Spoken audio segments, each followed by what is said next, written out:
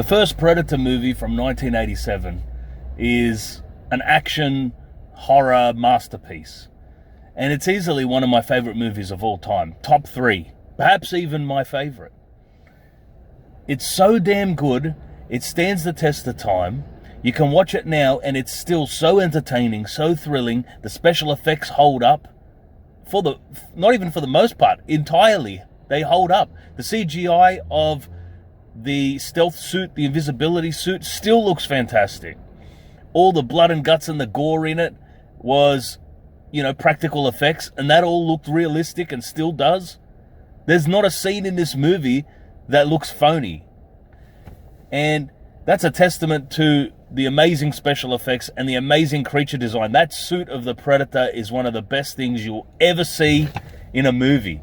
Created by the incredible Stan Winston, may he rest in peace. The man who also gave us the amazing design of the endoskeleton in Terminator, the Alien Queen in Aliens.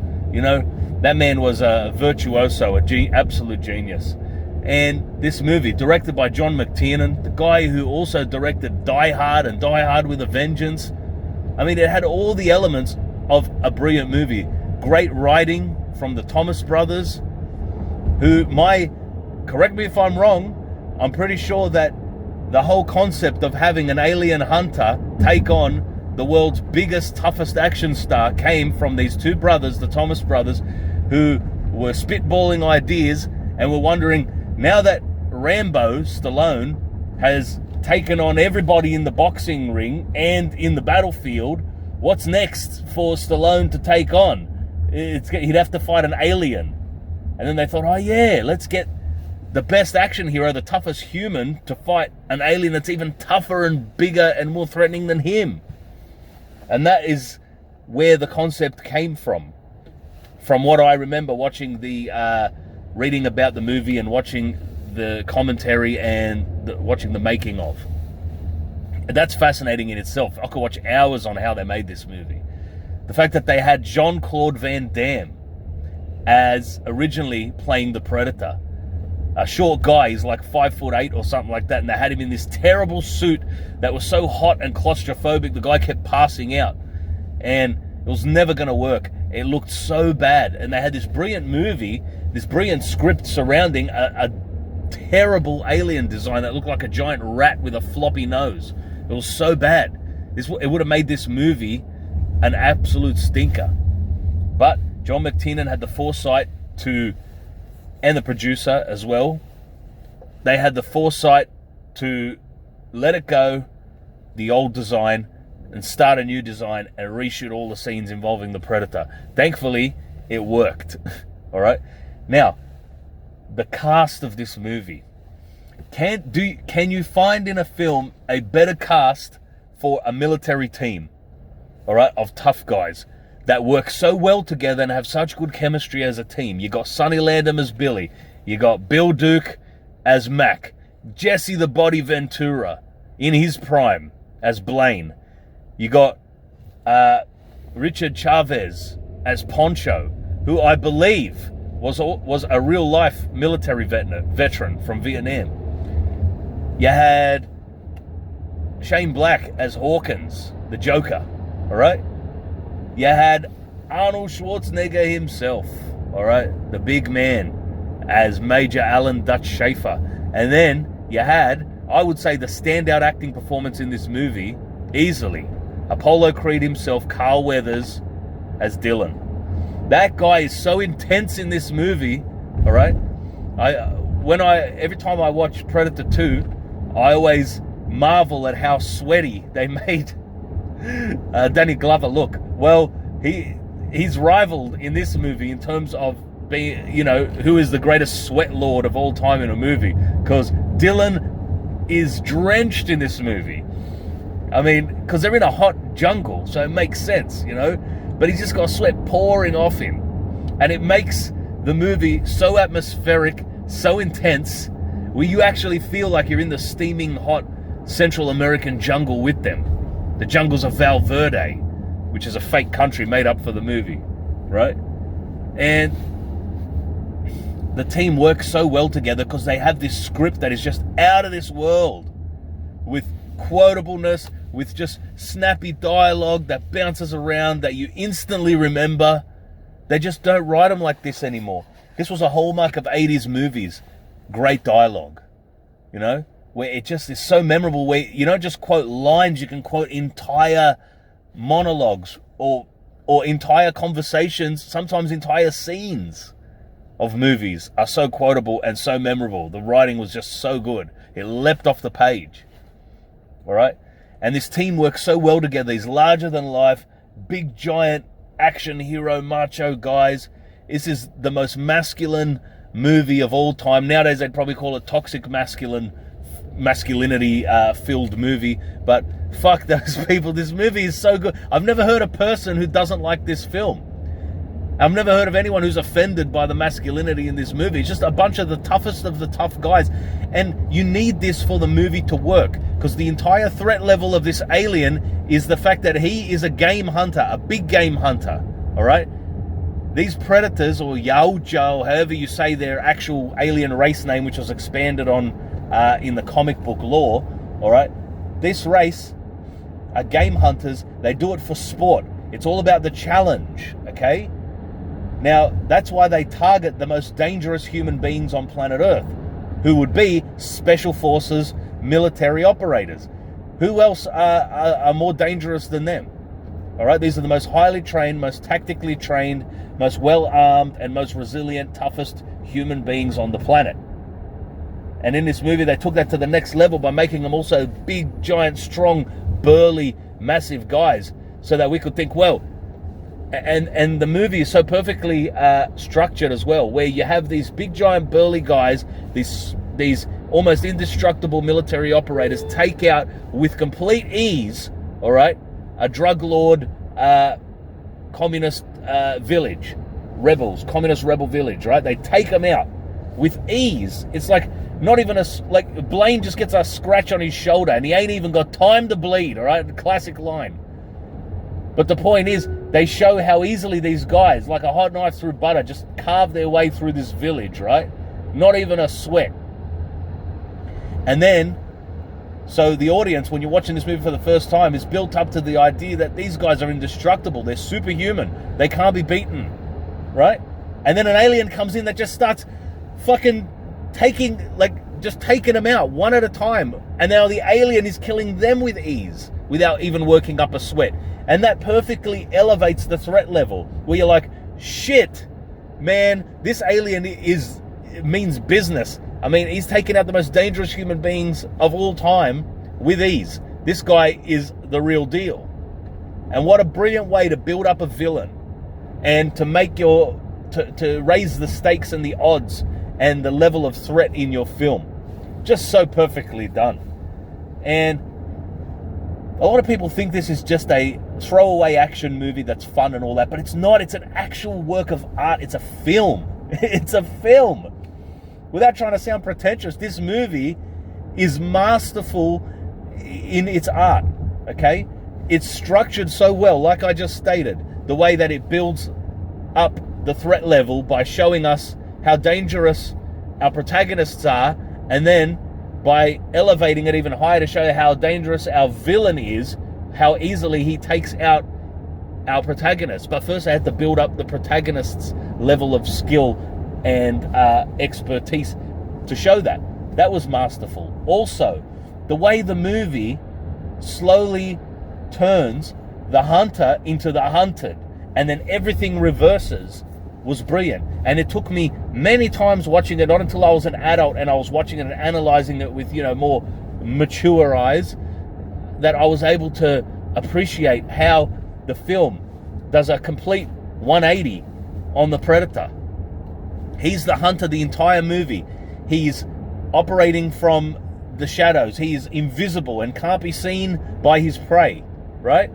And he pops out of nowhere, attacks them, makes his prey wild and frenzied with fear, so that they're shooting in all directions because they don't know where the predator is coming from, right? That's what is established on how the predator not just physically destroys his prey, but how he psychologically hunts them as well, right? But then when the tides turn and Arnold ends up in the water with the mud on him, and now when the Predator comes out, his stealth suit is now destroyed, right? It doesn't work anymore. But now Arnold is the one who's invisible to the Predator because he has the mud, and he realizes that the Predator is somehow seeing heat and that he can't be seen if he keeps the cold mud on him. So now the Predator is the one who is blind and can't see where his prey was, but now Arnold turns the Predator into his prey. He becomes the hunter, okay? And now the Predator can't see how he's being hunted and where his attacker is coming from. And when Arnold attacks the Predator on the log and throws the spears at him, the Predator starts shooting wildly in all directions, mirroring what Arnold's team were doing before and what Jim Hopper's team was doing when Arnold found the aftermath of Jim Hopper's shootout, where they were shooting in all directions, as Billy, the tracker, reports to Arnold. I just thought that was so brilliantly done, that turnaround. And look, this review is completely unstructured. I just love to ramble, a stream of consciousness as it comes out at me. All my favorite parts of these movies. So excuse the unstructured chaoticness of this review. But anyway, alas, I continue. All right. This film contains so many memorable moments that just stuck with me. I first watched this film when I was probably 9 years old. Now, in hindsight, I probably shouldn't have seen it at such young an age because it gave me fucking nightmares like you wouldn't believe, all right? So I take that into account when I show my children movies. And, I can't wait to show them this movie, Predator and Terminator and the Alien series and all that and The Thing. But I have to hold back and wait until they're mature enough that it won't disturb them or give them nightmares and they can actually appreciate it, right? But anyway, as I saw this as a child, it scared the shit out of me. And I still loved it. I still wanted to keep watching it over and over again. There were certain scenes I had to look away. Like, I remember the impact of seeing the scene where they find Jim Hopper's men and Billy's the first one to find the skinned man hanging upside down, and you see his red raw face with the muscle tissue underneath. And that terrified me as a kid. When I first saw that, I was mortified. I couldn't get that blood red image of a face out of my head. All right, so it had a big impact on me, but it didn't make me hate the movie. I still kept wanting to watch it. I would just look away from that scene until I got old enough where it didn't bother me anymore. I guess I got desensitized to that. But this movie is gruesome, but it's not torture porn. It's not over the top to the extent of now where it's like gore for the sake of gore, just for shock value. In this movie, it was to reiterate the savagery of the Predator. You had to understand how savage he was and what a threat he was and how he would mutilate a human being. All right? And you saw the fear. And these guys were fearless guys, but even Poncho, a seasoned veteran of a mercenary special forces rescue team, all right, was moved to, appealing to his higher power, doing his cross and saying, "Holy Mother of God." He'd never seen someone be skinned alive before. And he'd probably seen everything in the battlefield, this guy.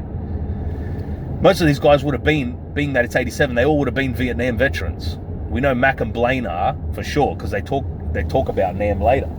But, so the movie had these memorable moments. Hawkins' death was also very graphic for me as a kid. Like I said, nowadays it's tame. But the violence is shown just enough in this so it's effective to portray the threat level of the Predator and the savagery of the Predator. It works perfectly in that sense, even the ripping out of spines and that. But it all makes sense for the story. It's all to serve the plot in this. And that's what's so damn good about it. All right? He doesn't rip spines out just for the hell of it, just for shock value. It's because it makes sense to the ethos and the character motivations of the Predator. He's a game hunter. He takes trophies to remember the hunt, to remember the thrill of that hunt. And he keeps the trophies of his most prized hunts, his most prized kills. I find so many little details in this movie. The more I watch it, the more I think about it. It's so well written. The Predator is such a well-written villain. You wouldn't think it. The guy literally has like 2 or 3 lines of dialogue in the entire thing, and he's just repeating and parroting what humans have said to him. All right? But he's so layered. Okay? And it's just little details too. But you notice in the movie, the Predator, he so prizes the humans that show bravery and stand up to him. The ones who cower in fear are not a prized kill for him. He does not keep their skulls. He only keeps the skulls of the ones who put up the biggest resistance to him and the ones who show the most fearlessness and bravery to him. Hence why he takes Billy's skull, because Billy stood up to him on the bridge, on that log bridge. All right, and all he had was a knife. And he still stood up to the Predator, knowing he was going to die. That fearlessness made the Predator so enamored with that kill that he had to keep Billy's skull. And you also notice, it's a small detail, most people probably don't notice it when they watch the movie, but when the Predator is admiring his skulls, he pulls out Mac's skull. Now, we know it's Mac's skull because it has a giant blast hole in the forehead. Who did he blast in the forehead with his plasma caster? Mac. And why did he keep Mac's skull? Why did he stroke Mac's skull? Because Mac had the bravery and the fearlessness to actually pursue the Predator. And again, the Predator valued that. He's like, man, this guy is brave as shit. He's going to be a worthy kill. And that's why he was a worthy kill. He probably kept Dylan's skull too, because Dylan put up a fight as well, stood his ground, and tried to take on the Predator. And that's why he also was holding Arnold's skull with such reverence. You could see him, he was like inspecting it and admiring Arnold's skull, probably imagining it on his trophy rack back in on his spaceship or back on his Yautja apartment, wherever he lives back home. He was imagining that on the wall, checking out the skull when he has Arnold holding him up by one hand. And again, why was he going to keep Arnold's skull? Because Arnold put up the most fight out of all of them. He made traps for the Predator. He outsmarted the Predator. He evaded him, escaped from him, but then also called him out.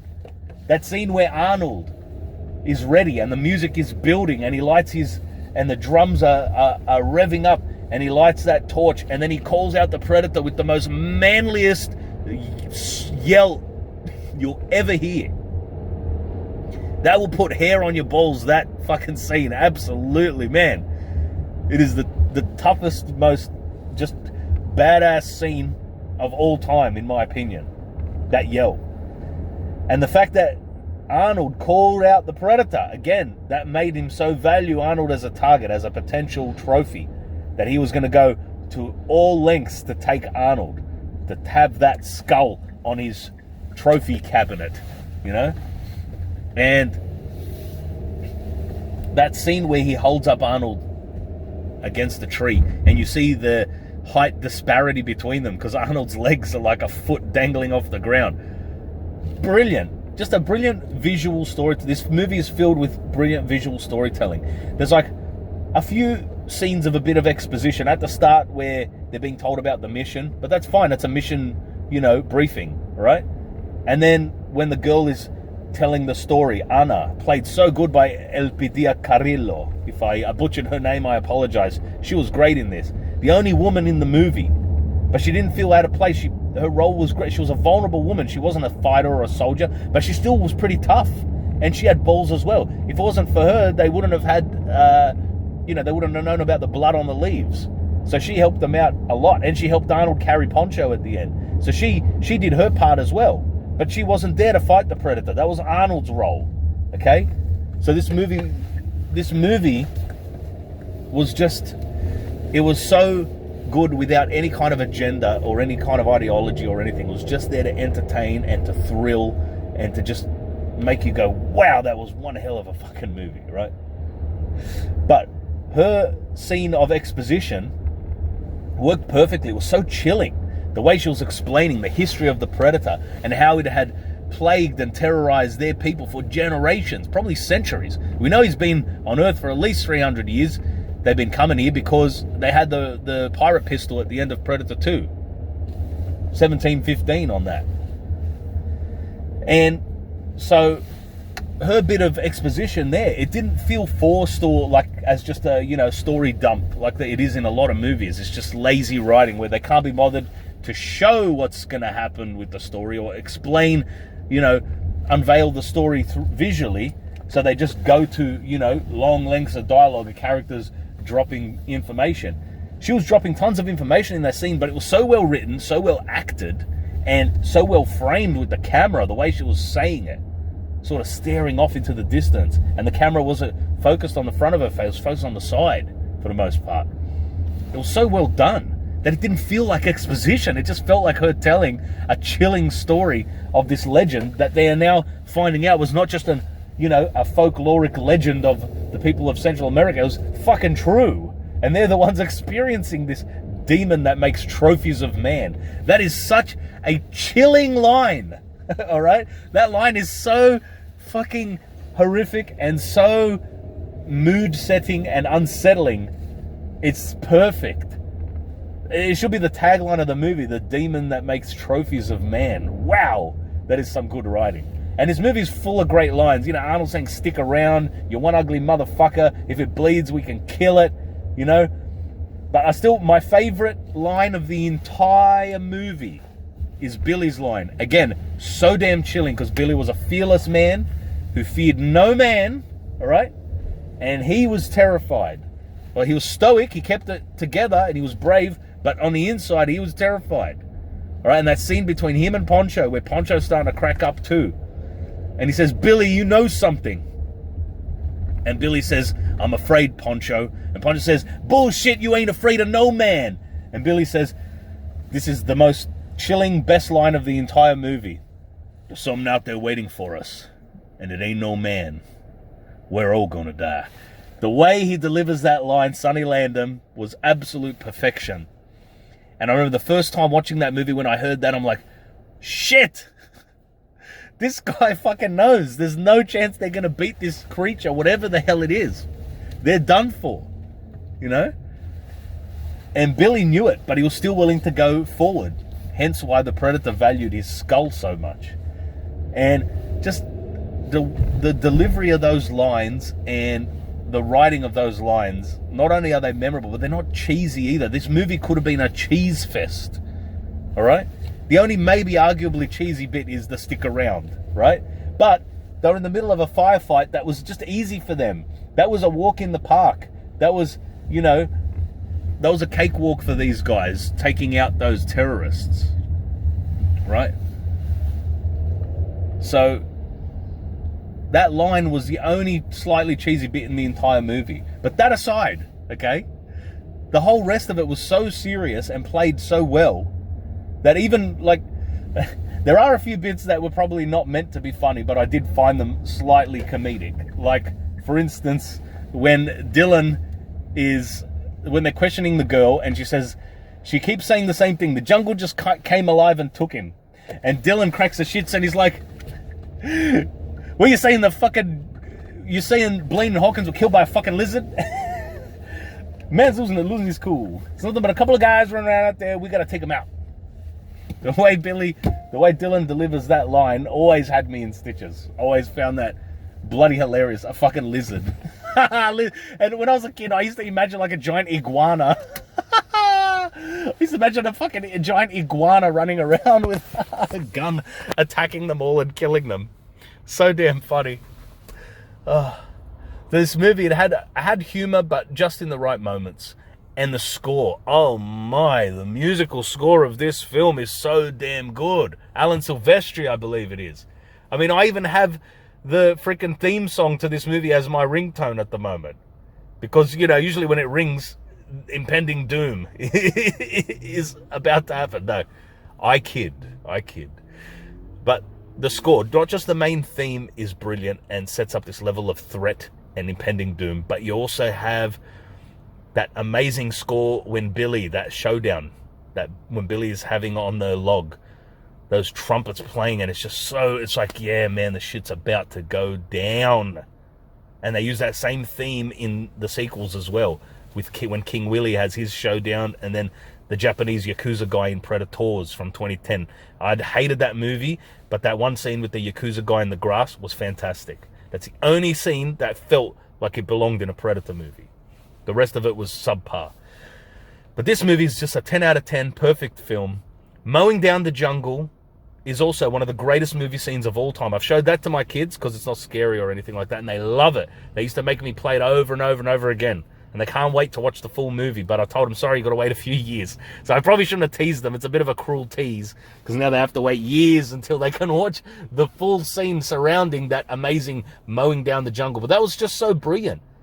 You're like, that is the ultimate firepower of a ground soldier on planet Earth, a fucking minigun, all right? And all it did was scratch the Predator. And the Predator was so menacing, so imposing. Talking about the humor. Hawkins' jokes were fucking hilarious. They're still funny now every time I hear it. Geez, you got a big pussy. Geez, you got a big pussy. Why'd you say it twice? I say I didn't. I didn't get it as a kid.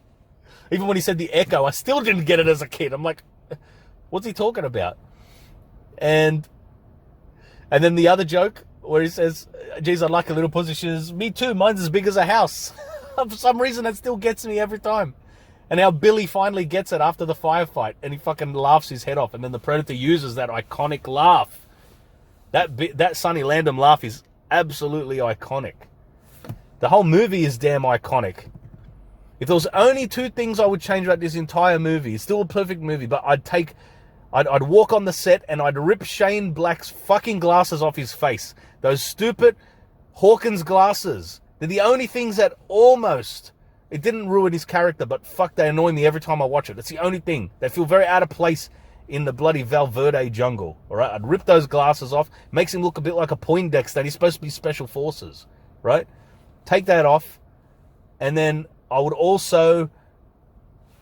The only other thing is... in the scene where the Predator is injured after the firefight and he's been nicked in the leg, and he's got to give himself that, injection. I don't know if it's a painkiller, a disinfectant, or a healing serum. Who knows what it is with their advanced medical technology.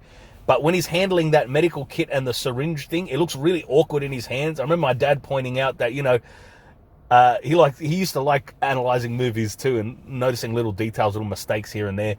And I guess it's sort of a mistake. It's like, it looks very cumbersome in his hand. It's not very ergonomically designed. You think for a spacefaring civilization so advanced, they'd have tools and things that are designed perfectly for their hands, because they have these big cumbersome hands with long talon fingernails. All right, that's the only thing that was sort of a bit out of place. But it still doesn't ruin the movie. It still looks like tangible technology. Maybe he's just a Predator with giant hands and he had a little kid's kit. Who knows? Either way, the movie's perfect. The Predator's design was fantastic. His mask, when I was a kid, I thought the mask was his real face. So then when he took that off, I was horrifically surprised. But in hindsight now, it's pleasantly surprised, because the face is one of the most iconic, best faces of all time. And Predator just is one of the greatest movies of all time. I could rant about it forever and ever and ever. I could just keep going. Oh, I've got to say also, rest in peace, Little Richard. Introduced to his music from the helicopter scene in this movie. That iconic scene where you perfectly are introduced to the characters in that dim red light of the helicopter while Long Tall Sally is screaming through the speakers. It made me love the song. And it just made me love the movie as well. The best intro to characters without hardly any words spoken, fantastically. Also, it took me until this year to finally understand what the fuck Blaine meant when he says, when Poncho says to him, yes, he says, this stuff will make you into a goddamn sexual tyrannosaurus, just like me. And then Poncho says, strap this on your sore ass, Blaine. And he points his grenade launcher at him. I had no idea what that meant, but I got the innuendo this year. I finally got why Blaine would have a sore ass after boasting that he's a sexual tyrannosaurus. So, great burn by Poncho. I didn't get it until I was in my 30s. That's just because I'm a slow, dim-witted kind of guy, but... It is fun to sort of rewatch these movies and finally get these jokes after many decades.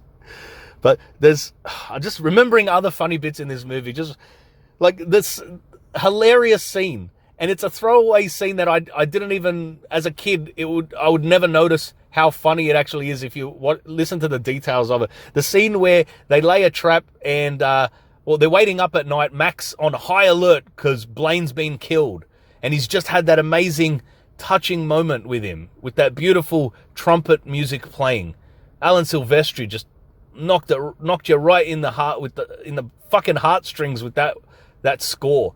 And when he's reminiscing about Vietnam and how they were brothers and all that, man, really almost brought a tear to your eye. But then the action sets back in because that boar, that fucking wild pig, trips the wires and sets off the alarm. And Mac kicks into gear because he wants fucking revenge, wants to carve his name into the Predator, into whatever it is.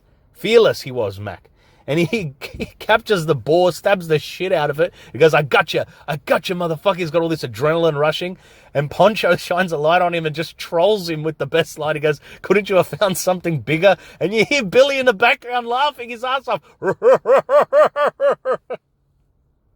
I didn't notice Billy laughing the first few times I watched it. And then watching it again, it's like Billy and Poncho are like the ultimate trolls. Shitting on Mac, whose best friend was just killed. He's on like super adrenaline rush, killing what he thinks is the murderer of his buddy. And they're laughing at him. Man, so funny. Also, that bloody handshake at the start. Dylan, you son of a bitch. How can I not mention that? Sorry for my bad Arnold impression. But that scene was just so memorable. It's been so memed nowadays. But it's just... it sums up this movie for you. It's like fucking big muscles. And I love it. This movie's no agenda. Black and white, all different races. No one's fucking complaining and bitching. And no one's saying, you know, that this movie doesn't have enough diversity. Or that's got a shit ton of diversity. All the characters get to shine. And there's no fucking hit you over the head politics. Back how they used to make movies. No agenda. The agenda was to entertain. And this movie fulfilled that. But also, like, and I said earlier, there's a few minor mistakes. The only other one I can think of is when Arnold is sliding down that fucking water slide thing, and he slides over the edge of the cliff, and he's like, oh shit. And as the camera pans down to see, you can see there's no way he's going to make it to the water, because there's like 20 meters of rocks between him and the cliff face and the water. He's never going to make it with the momentum of sliding out over the edge of the cliff, but magically he just lands in the water. That's the only other bit. Every time I'd watch it, I'd go, fuck, you're not going to make it, Arnie. No way. You're going to be dashed on the jagged rocks below. But he makes it for the sake of the movie. And I'm watching that, I'm like, couldn't you have found a shot of a sheer cliff face that goes straight into water instead of having that, 20 foot or whatever it was of rock? Made it a tiny bit unbelievable. But again, the movie's 10 out of 10, so you forgive tiny things like that. You overlook them. They're not that big a deal. And it was a good shot in the movie. It did look damn good. I love the Predator fucking arm bomb at the end. The fact that the Predator didn't want to leave any of his tech. I don't know if it was because he didn't want to leave his tech behind. That's what I always thought. He didn't want to leave evidence of his tech or his presence behind so that the US military, the government, couldn't fully come to terms with what they were doing on Earth. They wanted to sort of stay clandestine and stealth with their hunting from the pride, because they knew that if they attracted too much attention, they're not going to be able to hunt in peace anymore like they like to. So that was great as well. Arnold probably copped a fucking lethal dose of radiation when that went off, but hey, he made it at the end, stoically standing there. Final frame of the movie, so fantastic. Kevin Peter Hall spots him with the, flying in the helicopter. You see the amazing mushroom cloud, and Kevin Peter Hall played the Predator. I love that bit of trivia. Every time I'm watching a movie, I point that out to people. They're like, oh, fuck, I didn't know that was the guy in the Predator suit. That's cool. He was great. May he rest in peace, the poor guy. That, he died. He played Harry the Hendersons in that suit so well as well. That's a great movie. I have to rewatch that and review that too. And just one of the pinnacles of the filmmaking in this movie, apart from the jungle scene, is also the scene where they set a trap for him and they're all lying in wait. And the acting on fucking Bill Duke, Mac there, shaving his face with a dry razor. Well, I guess he had enough sweat to lube up his face. Fucking hell. But he's just dry shaving. And the tension in that scene is palpable. It's probably one of the most tense scenes of all time. And he pushes the razor in because he's so alert and just intensely waiting that it bleeds on his face for a split second because he cuts himself. Fuck, that was good. The poor bastard's probably going to get malaria if he didn't get his head blown open. But still, such a good scene, such a tense scene. And then you had, Anna's bloody amazing monologue as well to tie in with it. Just, the movie had that perfect blend of action, humor, tension, horror. Half of this movie is like a slasher horror film where they're being stalked by a masked unknown killer. But it wasn't like a mindless zombie like fucking Mike Myers. It had the Predator was layered. He had intent. He had motivation that was shown. I just love this movie. It's so good. It's so much more than just a schlocky action movie. And it shits me when people just think that that's all it is. You really need to rewatch it and take note of how good and layered and complex this movie is. It really is an absolute masterpiece of its genre, one of the greatest movies of all time, and one of, if not my favorite movies of all time. I don't think there's about anything else I could say about that, except just watch the damn movie and you'll remember every bit of dialogue. Turn around, over here. Mac's got to be the standout. I said before that that Carl Weathers was a standout performance in this, but Mac, Bill Duke's performance was out of this world, just whispers all his lines. I love it. I love it. He was fantastic. And when he goes insane with rage and revenge and chases the Predator and starts singing Long Tall Sally, I'm going to have me some fun. I'm going to have me some fun. So good. This movie is a fucking, just an absolute perfect movie. Anyway, I'll leave it there. I won't rant on any longer. Please watch this movie. Let me know in the comments if you agree or if you're some lunatic who hates this movie. State your case, and it better be good, because I can't understand how anyone would have anything negative to say about this movie. There's nothing negative to say. Anyway, let me know. Please like, share, subscribe. Take care. Be good. This is Arnold's best movie. That's right, best movie. All right? That's the last thing I'll say. Take care, be good, and I'll see you later, folks.